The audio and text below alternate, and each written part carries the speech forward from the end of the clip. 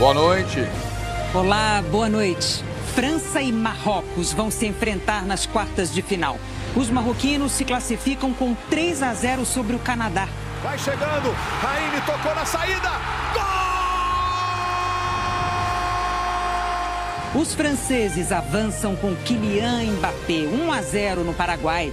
Gabriel Martinelli treina entre os titulares na véspera da decisão.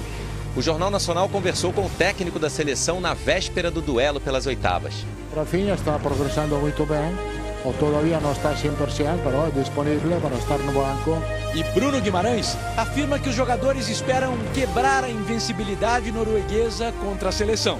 A gente quer poder fazer a nossa história, escrever o nosso nome aí na história do nosso Brasilzão. O técnico da Noruega diz que o Brasil é favorito.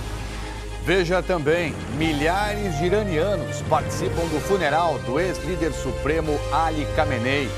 O Papa Leão XIV afirma que acolher imigrantes é um valor católico.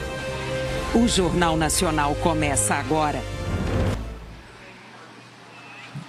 Hoje a gente traz as notícias da Copa do Mundo aqui dentro do nosso estúdio, tendo ao fundo ainda a Times Square, mas numa posição mais protegida, porque tem alerta de temporal para hoje à noite aqui em Nova York. Ainda faz muito calor na cidade. Amanhã, Brasil e Noruega decidem uma vaga nas quartas de final. A expectativa é enorme, o mistério também. Mas o Carlo Ancelotti deu uma pista. Gabriel Martinelli treinou entre os titulares no lugar do Lucas Paquetá. Quem sabe tudo de seleção brasileira é o Felipe Brizola, então vamos lá conversar com ele. Boa noite para você, Felipe. Tudo bem, Renata? Boa noite. Olha, por causa desse alerta de tempestade, nós tivemos que deixar o estádio da partida e por isso que a gente está por aqui. Antes de sair de lá, o técnico Carlo Ancelotti concedeu entrevista coletiva e ele escondeu o jogo. Falou que não tem um jogador com as mesmas características do Lucas Paquetá, mas que o escolhido vai estar adaptado à estratégia do jogo contra a Noruega. E o italiano deu uma boa notícia, o Rafinha está de volta. Ele está fora da equipe desde a segunda rodada, lá contra o Haiti, sentiu uma lesão na coxa direita e ele vai começar o jogo no banco de reservas. Rafinha está progressando muito bem, todavía não está 100%, mas é disponível para estar no banco e para poder jogar alguns minutos ou ser útil em alguns momentos. Ha recuperado muito bem, muito rápido, estamos muito felizes com isto, porque Rafinha é um jogador muito importante para a equipe. O Carlo Ancelotti explicou que os zagueiros brasileiros estão prontos para encarar o goleador Erling Haaland e que Vini Júnior e Neymar podem sim jogar juntos ainda nessa Copa do Mundo. A seleção brasileira volta a jogar no estádio muito importante nessa Copa, como traz pra gente o Carlos Gil. O local que marcou o início, onde se espera que tudo termine, volta a receber um Brasil no meio do caminho entre mais uma frustração e a esperança. Das possíveis 8 partidas até o título, já se passaram 4. Entre a estreia contra o Marrocos e a final do dia 19, mais uma vez a seleção está no palco principal desse Mundial. Aqui no estádio de Nova York e Nova Jersey está em jogo uma tradição que vai além das conquistas. Ganhando ou perdendo Copas do Mundo, o Brasil não sabe o que é ficar de fora do grupo das 8 melhores equipes há 36 anos. 8 edições do torneio. Passar pela Noruega significa chegar mais uma vez a essa fase, as quartas de final. A vezes a equipe muito de bom nível não estão acostumados à gestão dos últimos minutos, da pressão dos últimos minutos, do resultado. Então é uma equipe experiente com jogadores que estão acostumados a este tipo de nível, é importante. Para o jogo decisivo, sem Lucas Paquetá, o treinador fez alguns testes durante a semana. O favorito a ficar com a vaga é o autor do gol da vitória sobre o Japão na fase anterior, Gabriel Martinelli, embora Carlo Ancelotti não confirme a mudança. Não temos um jogador como Paquetá.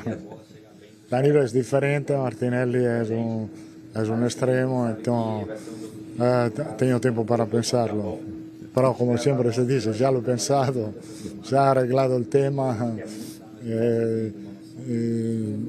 Estas horas somente sou confiante. O provável Brasil de amanhã tem Alisson, Danilo, Marquinhos, Gabriel Magalhães e Douglas Santos.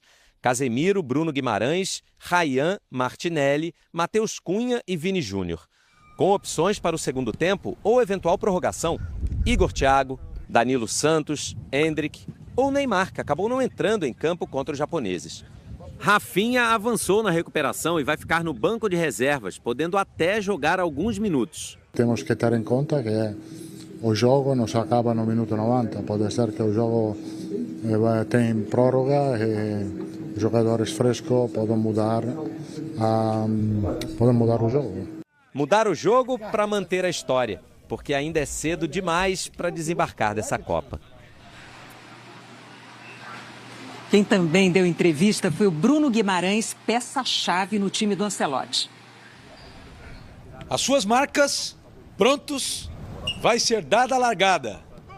Cada jogo é uma corrida para o Bruno Guimarães. Para ocupar os espaços do campo, ele percorre grandes distâncias. Nos 4 jogos da Copa, já correu mais do que uma maratona.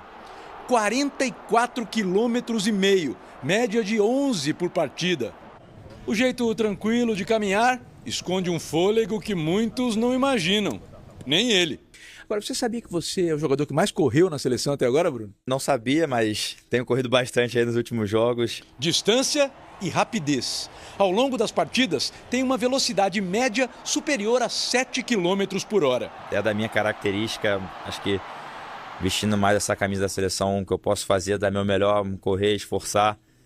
Acho que a mentalidade é essa, se tiver que me matar em campo, eu estou pronto para isso, porque o que importa para a gente é o nosso objetivo final. Amanhã, a linha de chegada é uma marca histórica. Essa geração da seleção pode se tornar a primeira a derrotar o único adversário que nunca foi vencido pelo Brasil. Contra a Noruega, foram 2 empates e 2 derrotas do Brasil. Acho que vai mais como uma motivação para a gente, né? Quebrar essa marca negativa, poder fazer a nossa história, escrever o nosso nome aí na história do nosso Brasilzão. E amanhã a gente tem uma grande oportunidade para isso. A maratona de Bruno Guimarães nessa Copa teve boa parte do percurso com a bola no pé. Dos 9 gols da seleção, 4 começaram com ele. A camisa amarela impulsiona e dá sentido a todo o esforço. Os gigantes da Noruega podem ter mais pernas, mas quem dita o ritmo é quem joga com o coração. Estou pronto para correr amanhã de novo. O Guto Rabelo está de olho na Noruega, acompanhou o treino do nosso adversário. Boa noite para você, Guto. Boa noite, Renata. Boa noite a todos. Os nossos adversários estão preocupados com a defesa deles. Quem vai marcar o Vini Júnior? O lateral direito titular, Ryerson, ficou fora dos 2 últimos jogos por causa de uma lesão na coxa direita. Ele treinou hoje, mas é dúvida. Se não jogar, o Pedersen deve ser o substituto. A torcida norueguesa está confiante. Ontem, ela se reuniu na Times Square, no coração de Nova York, para fazer a tradicional remada viking, sucesso nessa Copa do Mundo. Um dado para deixar a torcida brasileira confiante é que o técnico da Noruega, Ståle Solbakken, nunca venceu o Carlo Ancelotti. Foram 4 jogos com 3 derrotas e 1 empate. Renata. Guto, muitos noruegueses estavam passando ontem aqui na Times Square, pertinho da gente. A repórter Gabriela Ribeiro conversou com o técnico da Noruega. Ele quebrou o protocolo. Na vitória que garantiu a classificação da Noruega para o mata-mata da Copa, o técnico Ståle Solbakken queria estar com a família. Eu fiz isso porque foi apenas a segunda vez na história que a Noruega chegou na fase decisiva, disse ele em entrevista ao Jornal Nacional. A forma mais leve de enxergar o futebol tem a ver com um episódio marcante. Em 2001, durante um treino na Dinamarca, ele teve uma parada cardíaca que durou 7 minutos. Depois da recuperação, decidiu encerrar a carreira como jogador. Assumiu o comando da Noruega em 2021, com a missão de gerir o time mais promissor que o país já teve. E enfrentar a seleção pentacampeã é um capítulo à parte. A gente não tem um plano para garantir uma vitória, mas podemos brigar. O Brasil é o favorito, ele disse. Esse favoritismo Solbakken já superou uma vez. Ele fez parte da Noruega que derrotou a seleção na fase de grupos da Copa de 98. Amanhã, aqui no estádio Nova York, Nova Jersey, Solbakken vai enfrentar o maior desafio como treinador. Mas, pelo menos no discurso, não é pretensioso. Ele reconhece a experiência do adversário e joga toda a pressão para o lado do Brasil. Se você olhar para os títulos, Ancelotti é o maior técnico de todos. É calmo, mas também tem personalidade. Tomara que a gente consiga mexer com ele amanhã, disse. Solbakken já mexeu com os próprios jogadores.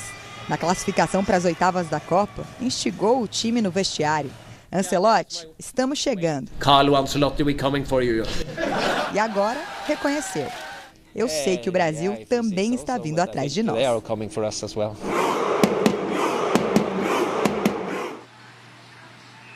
É por aí, né? Paulo Nunes, boa noite para você. A gente vê o técnico da Noruega empurrando o favoritismo para o Brasil. Agora, conta pra gente, quando um técnico diz assim em público que a outra seleção é a favorita, qual é a mensagem que ele quer dar internamente para o grupo dele, lá no vestiário? Jogar a pressão toda para a seleção brasileira, tirar o peso dos jogadores da Noruega. Boa noite, Renata, boa noite, Tralho, boa noite a todos. Isso é uma questão que muitos treinadores fazem, isso já aconteceu comigo. Você joga a pressão, tira a responsabilidade dos seus jogadores, mas lá dentro do campo, a exigência é outra. Você fala para os jogadores que você acredita que o seu time é melhor, que pode sim vencer a seleção brasileira, e aí você traz os jogadores para você de novo. O importante é fora todo mundo acreditar que o Brasil é o favorito. É isso, é importante a gente não cair então nessa armadilha. Exatamente. Agora, falando em armadilha, a gente sabe que os últimos minutos, aquela pressão dos últimos minutos de jogo, ela é importantíssima, ela é crucial e um desafio para qualquer equipe, ainda mais numa Copa do Mundo.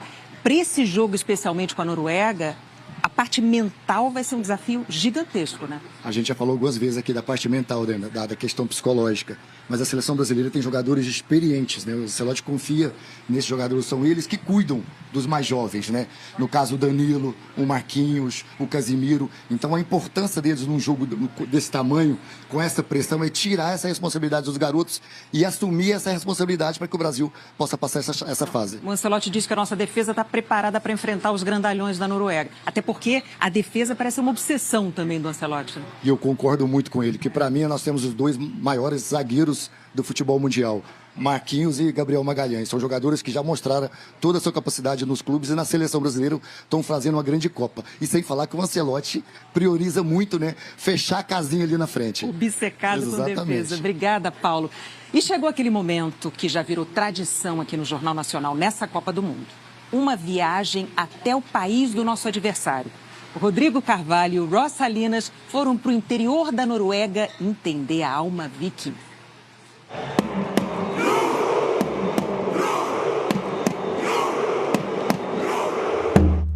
É daqui que eles vêm. O JN está em Gudvangen, a vila norueguesa que reencarna o espírito viking. A força do nosso adversário. Imagina você num barco, em mar aberto e o vento para. Ou começa uma tempestade. Não importa se você odeia quem está do seu lado. Só tem uma coisa a fazer. É um povo que desbravou. Os vikings chegaram à América do Norte quase 500 anos antes de Cristóvão Colombo. Ser viking é gostar de uma aventura, ir além do limite. E o futebol é isso. Foi exatamente essa vila aqui que a seleção da Noruega escolheu para a foto oficial da Copa. Estavam com saudade dessa batalha. Eles não participavam de uma Copa do Mundo, gente, fazia quase 30 anos já. Estão orgulhosos, estão provocando. Mas eu vim para cá, para essa vila linda beça aqui no interior da Noruega, dizer que a gente sabe remar também. Mostrei para eles os nossos vikings brasileiros. Remando no botequim lá no interior de Minas.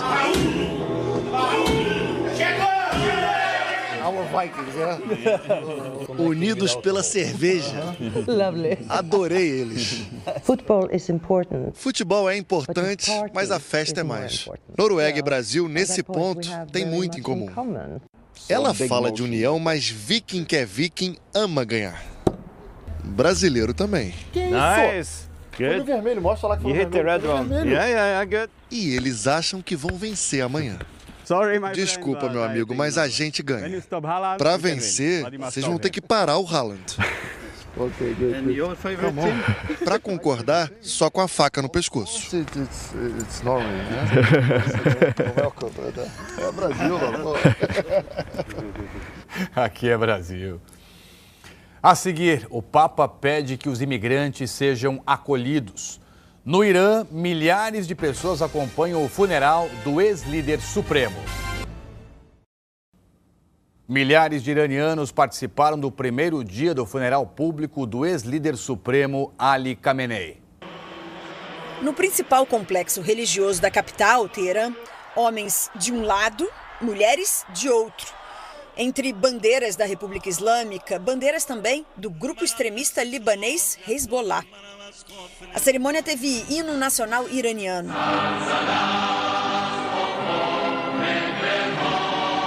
Lágrimas, orações, mas também pedidos de vingança. Um coro de morte à América ecoou.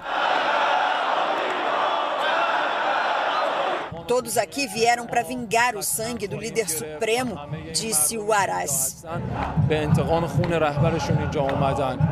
Ali Khamenei foi morto aos 86 anos, em 28 de fevereiro, no primeiro dia de ataques dos Estados Unidos e de Israel contra o Irã. O funeral está sendo realizado só agora, por causa do acordo de cessar-fogo. Junto ao caixão de Ali Khamenei estão mais 4 caixões de parentes mortos no mesmo bombardeio, que feriu ainda o filho e sucessor dele, Mojtaba Khamenei. Desde então, o novo líder ainda não apareceu em público. Nem mesmo ontem, quando o velório de Ali Khamenei foi limitado ao alto escalão do regime iraniano e delegações de países alinhados. No total, a despedida vai durar uma semana, passando por 5 cidades, inclusive no vizinho Iraque. As autoridades esperam até 30 milhões de pessoas. Para isso, oferecem até transporte, hospedagem e comida. A despedida do líder supremo que comandou o Irã por 37 anos mostra apenas um lado da história. O regime tenta projetar uma imagem de resiliência e união num país cansado e dividido, que no início do ano viu uma das piores ondas de protestos contra o governo. Foi um levante contra a crise econômica e sob o regime dos ayatolás. Como em outras ocasiões, a repressão. A Ucrânia fez nesta madrugada um dos maiores ataques de drone contra a Rússia desde o começo da guerra. O Papa Leão XVI visitou hoje a ilha de Lampedusa, no sul da Itália. A ilha é o principal ponto de entrada de imigrantes e refugiados que chegam à Europa pelo mar Mediterrâneo. O Papa rezou pelas famílias e pediu solidariedade. Ao ler uma carta de comemoração pelos 250 anos da independência dos Estados Unidos, Leão XVI afirmou que acolher, proteger e ajudar os imigrantes faz parte dos valores católicos. Um contraponto às políticas imigratórias do presidente Donald Trump, que já foi alvo de críticas diretas do Papa. O jornalismo da Globo acompanha na Venezuela o trabalho de busca às vítimas dos terremotos. Vamos agora até a capital Caracas, onde estão os enviados especiais Eduardo Apolinário e Álvaro Pereira Júnior. Álvaro, boa noite.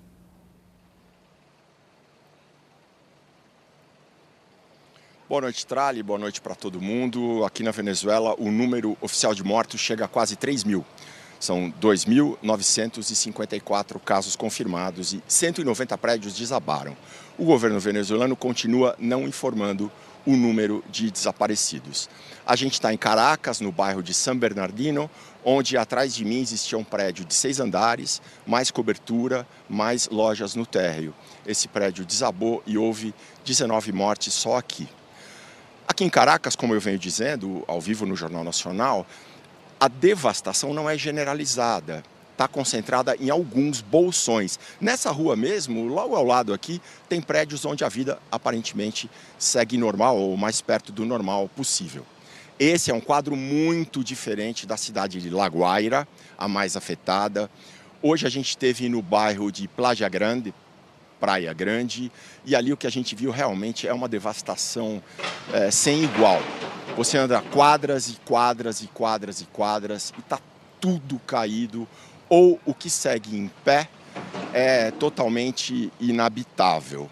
A gente até encontrou equipes de resgate, conversamos com o pessoal e, em geral, eles dizem que nem tem esperança de encontrar gente viva, eles estão procurando corpos. Falando em resgate, hoje de manhã aconteceu um evento inusitado. No meio dessas operações todas, a presidente Delcy Rodrigues houve por bem convocar para Caracas, tirando de La Guaira, dezenas de resgatistas de vários países, como Argentina, Catar, Barbados, Reino Unido, França, Índia e Brasil, para homenagear essas pessoas, para condecorar essas pessoas que estavam em campo e tiveram que voltar para Caracas. O comandante do Hospital da Marinha foi condecorado e também o chefe da missão brasileira, Armin Brown, recebeu a comenda de herói da Venezuela. Muitos países já estão retirando suas equipes, mas o Brasil não. O Brasil permanece e está aumentando a ajuda. Está enviando para cá 50 mil doses de vacina antirrábica canina e 100 mil doses de vacina contra a febre amarela. Tem tudo a ver com a fase atual dos tratamentos médicos. Acabaram as emergências de traumatismos e agora as doenças infecciosas é que estão sendo combatidas. E o Brasil está ajudando nisso. César Tralli. Muito obrigado, Álvaro. Ao vivo de Caracas, a gente sabe que pelo tamanho da devastação, né, Álvaro? Muita coisa está faltando aí na Venezuela. É comida, é remédio, é colchão, é cobertor, é roupa, falta de tudo. E tem muitas organizações sociais atuando no país, dando um apoio, uma força para as vítimas. E você também pode colaborar. O endereço está aqui embaixo na tela para você, paraquemdoar.com.br. Vou repetir então o nome da página na internet, paraquemdoar.com.br. A cobertura dos terremotos é destaque amanhã no Fantástico.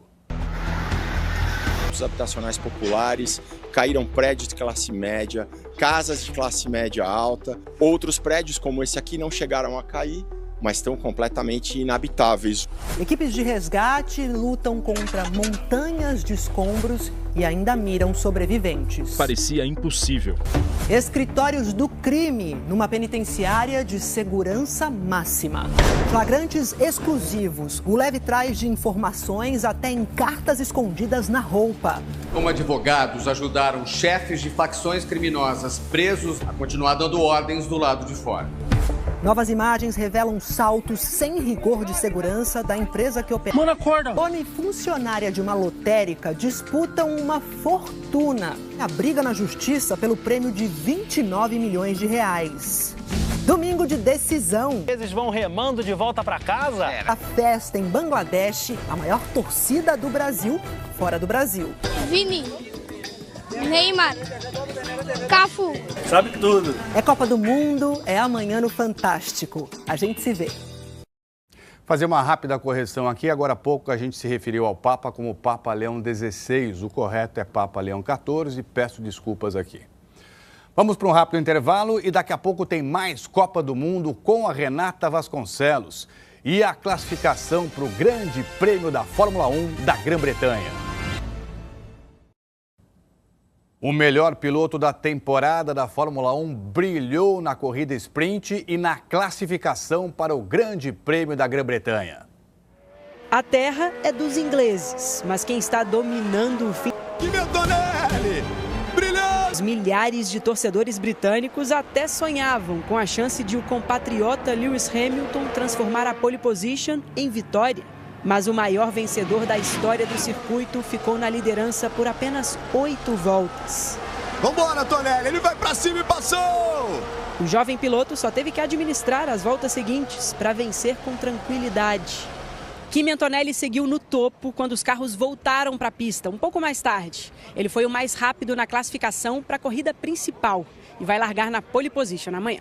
Foi mais uma confirmação da força da Mercedes diante das Ferraris de Charles Leclerc e Hamilton. Kimi espera uma corrida difícil, mas disse que vai trabalhar na estratégia dos pneus e na busca por mais ritmo para conquistar a vitória. Hamilton foi sincero. A Mercedes está muito mais rápida e se não conseguirmos ultrapassá-lo na primeira volta, ele vai desaparecer na nossa frente. Se vencer amanhã, o italiano pode disparar ainda mais na luta pelo título da temporada. Com o resultado da corrida sprint de hoje, Antonelli abriu 43 pontos de vantagem sobre George Russell e 47 sobre Hamilton. Não é só o italiano mandando aqui na casa dos ingleses, é um italiano mandando na casa do atual campeão mundial, Lando Norris, de Lewis Hamilton, que tem 7 títulos mundiais, e do principal adversário dele, pelo menos por enquanto, na briga por esse título, companheiro de equipe dele, o George Russell. É uma declaração, não uma declaração de guerra, mas é uma declaração de talento e de muita audácia desse jovem piloto. Vamos então para o grid de largada, que vai ter na frente o italiano Kimi Antonelli da Mercedes, seguido por 2 Ferraris, Charles Leclerc de Mônaco e o britânico Lewis Hamilton. Em quarto, outro britânico, George Russell, também da Mercedes.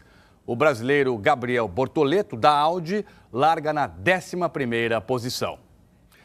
A Fórmula 1 começa aqui na Globo às 10h40 da manhã, hora de Brasília, e depois, logo depois, tem o Esporte Espetacular. Aqui na Copa do Mundo, só 2 goleiros ainda não levaram gol. O André Galindo conta pra gente. O garoto propaganda, que está estampado em todo lugar, é goleiro reserva do México, Guillermo Ochoa, em sua 6ª Copa do Mundo. Hoje ele fica no banco da seleção, sem cara feia.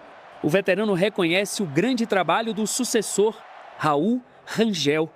A Copa do Mundo é a primeira competição oficial de Raul pela seleção e ele já botou um nome na história do país. Ao somar até aqui 372 minutos sem sofrer gols. Superou de longe o dono da marca anterior, Ignacio Caldeirón, que ficou 295 minutos sem ser vazado no Mundial de 70. 3 dos 4 jogos da seleção mexicana nesta Copa foram aqui no Estádio Azteca, na Cidade do México, onde amanhã o goleiro Raul Rangel terá um desafio ainda maior. O inglês Harry Kane, um dos melhores atacantes da atualidade, 5 gols no Mundial. O técnico mexicano Javier Aguirre confessou: "Pero me ha sorprendido su fortaleza mental. Me surpreendi positivamente pela fortaleza mental de Raul. Ele não se afeta com o erro. Muy ordenado, eso me ha sorprendido gratamente." Raul ainda está longe do recordista das Copas, o espanhol Unai Simón. Titular da Espanha, que também não sofreu gols no torneio. Nesta edição, Unai se tornou o goleiro com mais tempo sem levar gols na história dos mundiais. Chegou a 519 minutos em 5 jogos, os 4 de agora e o último da Espanha no Catar, em 2022. O goleiro será testado em alto nível. A próxima fase vai colocar frente a frente Unai e Cristiano Ronaldo. Espanha e Portugal, segunda-feira, se enfrentam por uma vaga nas quartas de final.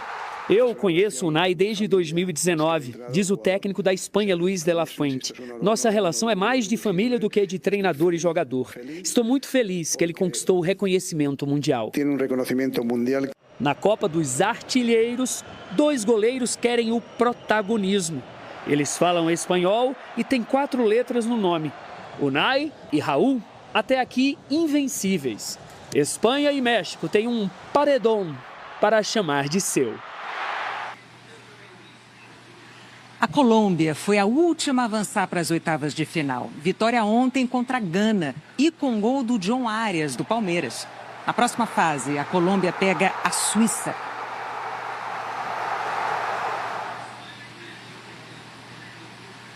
Hoje o Marrocos venceu o anfitrião Canadá e garantiu a primeira vaga nas quartas de final.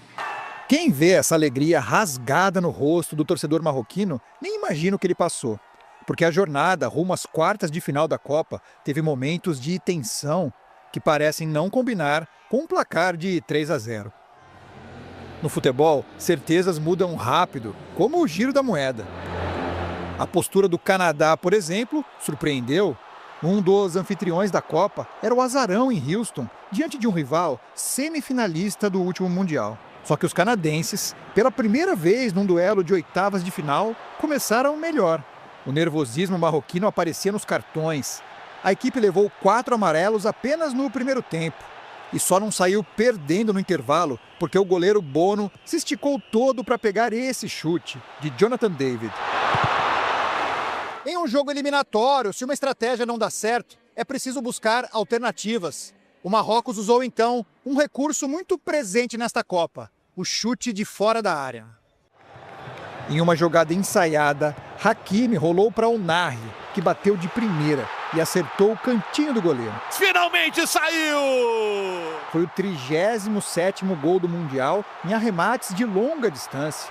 A eficiência dos atletas nesse tipo de lance dobrou em relação à edição anterior. O Canadá até levou perigo, em especial nessa falta cobrada por Jonathan David.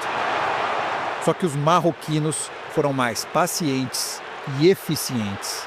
Em um contra-ataque, o Narri fez de novo, 2-0. A torcida já festejava a classificação quando Raimi, nos acréscimos, deu números finais ao jogo. No último Mundial, o Marrocos foi a surpresa ao conseguir um lugar entre as 4 melhores seleções do planeta. Agora, ele é uma realidade, um time de elite que sabe sofrer e vencer. A seguir, o adversário do Marrocos na próxima fase, a França de Mbappé. E o país que conquistou o coração de bilhões de fãs do futebol.